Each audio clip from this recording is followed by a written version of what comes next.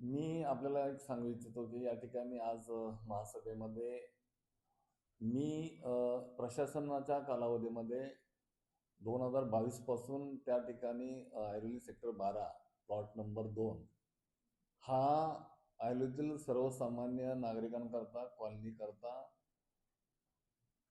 नागरिक आरोग्य केंद्रासाठी तो सिडकोकडे आरक्षित होता आणि सिडकोच्या माध्यमातून महापालिकेने तो आपल्याकडे हस्तांतरित करून घेण्याकरता मी वारंवार पाठपुरावा करत होतो. परंतु तो भूखंड हा सिडकोने 2023 साली तो विकला गेला आणि ज्या वेळेला विकला गेला त्यावेळेला महापालिकेच्या माध्यमातून ते टेंडर रद्द करण्यात यावं आणि महापालिकेला तो द्यावा अशी माझी मागणी वारंवार होती. परंतु हे करत असताना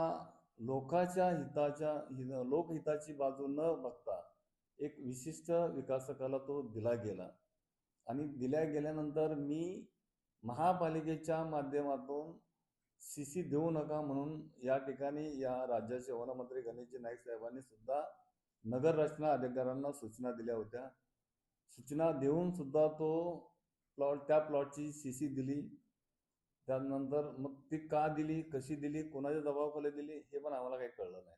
आणि मला एवढंच म्हणायचं आहे की नागरिक आरोग्य केंद्र हे तात्काळ सेवेसाठी उपलब्ध आणि तो प्लॉट हा रस्त्यालगतचा आहे आणि त्या ऐरोलीतील सर्व कॉलनीतील सेक्टर 4 पासून सेक्टर 18 पर्यंत 10 सेक्टर येत आहेत आणि एवढ्या 60-70 हजार लोकसंख्येच्या असणाऱ्या ठिकाणी जर नागरिक आरोग्य केंद्र नसेल तर ते आपल्या ह्या ऐरोलीकरांच्यावर ते अन्याय झाल्यासारखं आहे. म्हणून माझी लोकहिताची लोकांकडून आलेली मागणी होती आणि त्यासाठी मी आज हे ज्या वेळेला हे सभागृह चालू झालं त्यामुळं सभागृहाच्या माध्यमातून मी त्या ठिकाणी मांडणी केलेली आहे की आपण तो विकासक काय माझा दुश्मन नाही, त्या विकासकाला जी काय त्याची रक्कम असेल बांधलेली त्याची ती रक्कम महापालिकेने हस्तांतरित करून संपादित करून घेतल्यानंतर त्याला ती अदा करावी आणि महापालिकेच्या माध्यमातून नागरिक आरोग्य केंद्र ऐरोलीमधील सर्वसामान्य नागरिकांकरता खुलं करून देण्यात यावं ही माझी मागणी आहे.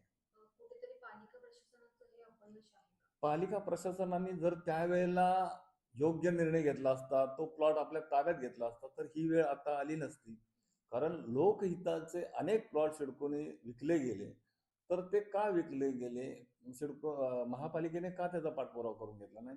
त्यामुळं जर योग्य वेळी जर आपण तो प्लॉट घेतला असता तर हे विकासकावरती किंवा ही वेळ आपल्याला ह्या सर्व गोष्टी करण्याची आली नसती. त्यामुळे नगरविकास खात्याकडे हे सर्व होतं हाताळायला आणि कोणाचा दबाव असण्याची शक्यता आहे का? आता हे काय झालं, कसं झालं हे मी न सांगण्यापेक्षा प्रशासन होतं त्यामुळे प्रशासनाच्या कालावधीमध्ये लोकांचा विचार केला नाही हे साहजिकच आहे. त्यामुळं आता या ठिकाणी आपण लोकांच्या तात्काळ उपचार मिळण्याकरता नागरिकांना सेवा उपलब्ध करून देण्याकरता मी त्या ठिकाणी मागणी केलेली आहे आणि तो प्लॉट नागरिक आरोग्य केंद्रासाठीच आहे ना. त्यामुळं लोकांचं हित पाहिलं पाहिजे. ज्या पद्धतीने सभागृहात विरोध करत होते या गोष्टीसाठी त्यांना ऐरोलीचं हित नको का त्या ठिकाणी? हे बघा आता मी असं कोणाचं हित नको आहे हे म्हणण्यापेक्षा आमची बांधिलकी या ऐरोलीतील सर्व नागरिकांशी आहे. त्यामुळं नागरिकांची मागणी काय आहे, त्यांना तात्काळ उपचार आपल्याला कशा पद्धतीने नागरिक आरोग्य केंद्राच्या माध्यमातून वॅक्सिनेशन असेल, डोस असतील, मलेरिया, डेंग्यू या असं अनेक ज्या आजारामध्ये तात्काळ औषध उपचार मिळावे म्हणून आम्ही या ठिकाणी मागणी करतो. कारण आम्हाला ह्या आयुर्वेदकारांना रबाल्याला जावं लागतं. रबाले हे फार अंतरावरती असल्यामुळं लोकांची जाण्या येण्याची फार गैरसोय होते आणि तात्काळ उपचार मिळत नसल्यामुळं आम्ही ही मागणी केलेली आहे.